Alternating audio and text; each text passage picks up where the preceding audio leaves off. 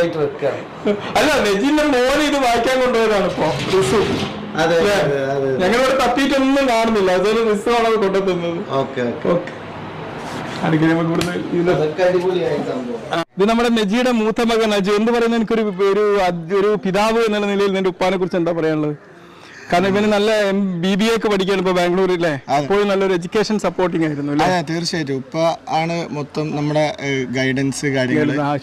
പിന്നെ ഓരോ സ്റ്റെപ്പിലും ചില സമയത്ത് നമ്മൾ വരെ നമ്മളെ ഒരു ഇതിനെപ്പറ്റി ഡൗട്ട്ഫുൾ ആകുന്ന സമയത്ത് ഉപ്പാണ് നമ്മളെ മോട്ടിവേറ്റ് ചെയ്യുക. അപ്പൊ അത് മാത്രമല്ല, ഇവരെ ഒരു പ്രത്യേകത ഞാൻ കണ്ടെന്നറിയോ, ഇവര് എല്ലാവരും അന്ന് ഒരുപാട് എയ്ഡഡ് സ്കൂളുകളിലൊക്കെ ചേർത്തപ്പോൾ ഇവര് ഗവൺമെന്റ് സ്കൂളുകളാണ് പഠിച്ചത്. അന്ന് എല്ലാവരും ഇവിടെ ചോദിച്ചിരുന്നു എന്താണ് നെജി അങ്ങനെ ചെയ്യുന്നത്, അങ്ങനെ ചെയ്യുന്നത്. പക്ഷെ ഒന്നും ഉണ്ടായില്ല, ഇവരെല്ലാവരും ഫുൾ A+ കിട്ടി. അന്ന് റാങ്ക് ഹോൾഡറായി സ്റ്റേറ്റിലും ഒരുപാട് പ്രൈസുകൾ കിട്ടി. യുവജനോത്സവത്തിലൊക്കെ ഒരുപാട് പ്രൈസ് കിട്ടിയിട്ടുണ്ട്. എന്തിനൊക്കെ കിട്ടി, വട്ടപ്പാട്ടോ